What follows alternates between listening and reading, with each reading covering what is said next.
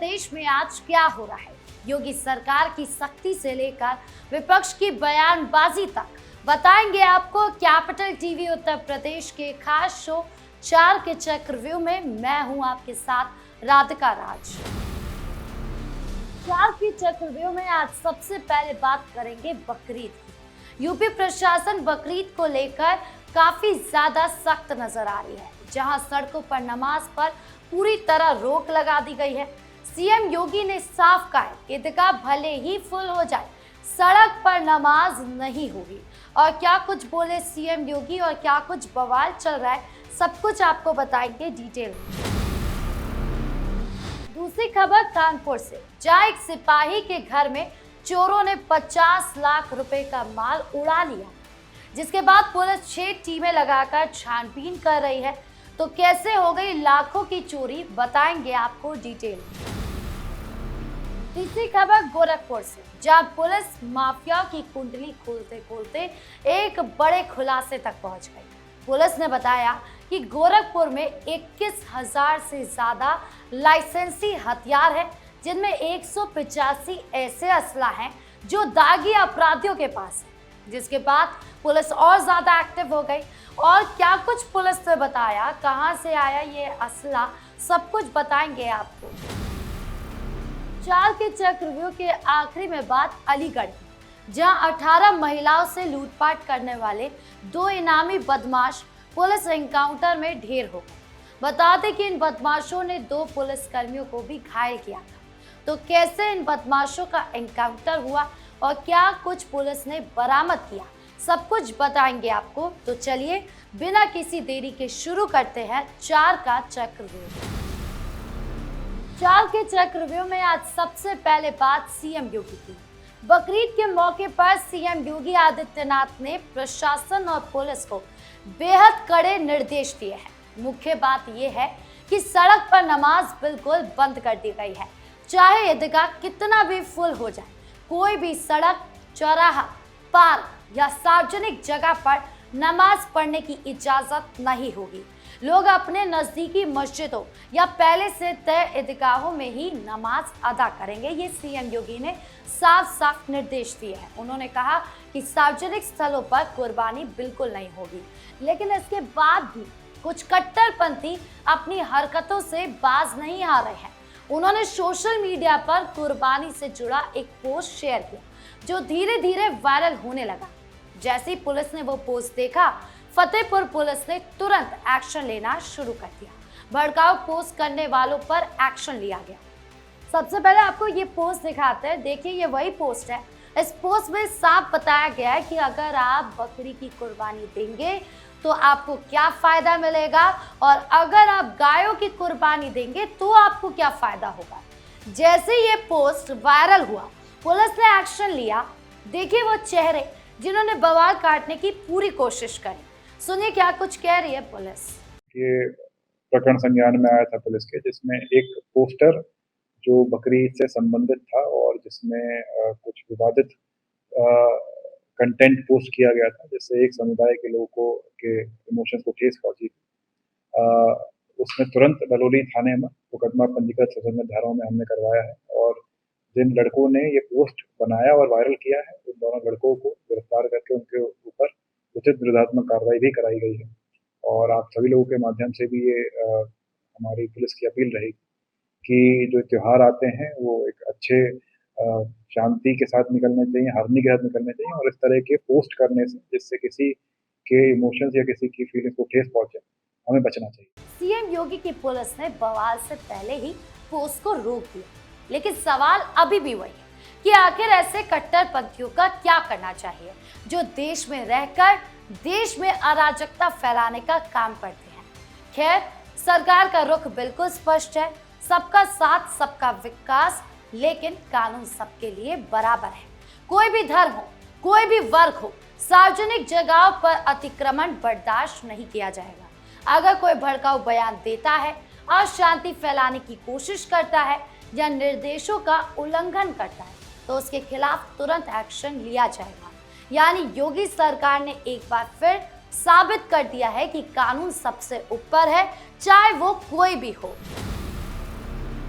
दूसरी खबर कानपुर के सचेंडी से आ रही है, जहां एक पुलिसकर्मी के घर में चोरों ने दिन दहाड़े 50 लाख रुपए का डाका डाल दिया। कटरा घनश्याम की गढ़ी में रहने वाले अखंड प्रताप सिंह अंबेडकर नगर के टांडा में सिपाही हैं। उनका संयुक्त परिवार 2 मंजिला मकान में रहता है। शनिवार रात पूरा परिवार खाना खाकर सो गया। रविवार तड़के करीब 4:30 बजे परिवार की महिलाओं को जब कमरों के बाहर से कुंडी लगी मिली तो सब हैरान रह गए। मेन गेट का तो ताला टूटा हुआ था। ऊपर और नीचे दोनों तलों की अलमारियों की लॉकर तोड़े गए थे। सोना, चांदी, जेवरात और नकदी उड़ा ली गई। परिवार का कहना है कि करीब 25 तोला सोना, 1.5 किलो चांदी के जेवर और 2,30,000 कैश समेत कुल 50 लाख का नुकसान। घर में सीसीटीवी कैमरे लगे थे, लेकिन 8 मई से बंद पड़े थे, इसलिए फुटेज भी नहीं मिल पाए। चोरों ने बड़े शातिर अंदाज में काम किया। कमरों के बाहर से कुंडी लगा दी थी ताकि अंदर सो रहे लोग बाहर ना निकल सके। बाबा जो चबूतरे वाले कमरे में सोते थे, उनके मेन गेट पर ताला तोड़ा गया। आशंका है कि चोरों ने नशीली स्प्रे भी इस्तेमाल किया। पुलिस ने फॉरेंसिक टीम बुलाई। आसपास के सीसीटीवी फुटेज खंगाले जा रहे हैं। इंस्पेक्टर दीनानाथ मिश्रा के मुताबिक 6 टीमें लगातार चोरों की तलाश की जा रही है। मामला दर्ज कर जांच चल रही है। ये घटना यूपी पुलिस कर्मियों के घरों की सुरक्षा पर भी सवाल उठाती है। योगी सरकार अपराधियों पर सख्ती कर रही है, लेकिन ऐसी घटनाएं चिंता बढ़ाती है। पुलिस जल्द से जल्द चोरों को पकड़ने में कामयाब होगी, ये उम्मीद जताई जा रही है। परिवार अभी सदमे में है। पुलिस को जल्द नतीजे देने ही होंगे, ये कहा जा रहा है। तीसरी खबर गोरखपुर से, जहां पुलिस ने लाइसेंसी असलाओं की बड़े पैमाने पर जांच की है। जिले के कुल 21,624 शस्त्र लाइसेंस जारी है। इनमें 185 ऐसे लोग हैं जिन पर आपराधिक मुकदमे दर्ज है। ज्यादातर मामलों में लाइसेंस मिलने के बाद वो दागी बने, लेकिन कुछ पुराने मामले भी हैं। पुलिस ने पिछले 9 सालों में 178 दागियों के लाइसेंस निरस्त कराने की रिपोर्ट दी है। एक बड़ा मुद्दा ये भी है कि करीब 8,000 लाइसेंसी ऐसे हैं जिनका सत्यापन मुश्किल है, क्योंकि वो जिले में नहीं मिल रहे या पता बदल चुके हैं। पुलिस अब दोबारा सत्यापन की तैयारी कर रही है। गोरखपुर में पहले भी फर्जी लाइसेंस रैकेट सामने आ चुके हैं, जिसमें कई लोग गिरफ्तार हुए थे। उस समय एसआईटी गठित की गई थी और कलेक्ट्रेट के कर्मचारियों की मिलीभगत भी सामने आई थी। योगी सरकार और पुलिस का फोकस बाहुबलियों और अपराधियों के हथियारों पर सख्ती से नजर रखना है। हाईकोर्ट भी कई मामलों में रिपोर्ट मांग रहा है। ये आंकड़े दिखाते हैं कि कानून व्यवस्था को और मजबूत करने की जरूरत है। सरकार लगातार ऐसे लाइसेंसों की समीक्षा कर रही है ताकि गलत हाथों में हथियार ना पहुंचे। जनता चाहती है कि लाइसेंस सही लोगों को ही मिले और अपराधी इसका दुरुपयोग ना कर सके। चाल के चक्रव्यूह के आखिरी में बात अलीगढ़ की। यूपी पुलिस ने 2 कुख्यात इनामी बदमाश को एनकाउंटर में मार गिराया। ये दोनों बदमाश एक हफ्ते में अलीगढ़ के देहात इलाके में 18 महिलाओं से लूटपाट कर रहे थे। इसमें एक बुलंदशहर और दूसरा हापुड़ का रहने वाला था। ये बदमाश तमंचे के बल पर खेतों में काम करने वाली महिलाओं को निशाना बनाते थे। दोनों पर 50-50 हजार रुपए का इनाम घोषित था। पुलिस इनकी तलाश में थी। रविवार सुबह बदमाशों ने एक पुलिस टीम पर फायरिंग कर दी और भाग गए। दोपहर में हथरौली में एक महिला ने कुंडल लूटे, जिसमें महिला का कान फट गया। पुलिस ने घेराबंदी की तो पुलिस ने ताबड़तोड़ फायरिंग करना शुरू कर दिया, जिसमें 2 सिपाही घायल हो गए। जवाबी कार्रवाई में दोनों बदमाश मारे गए। सुनिए क्या कुछ कह रही है पुलिस।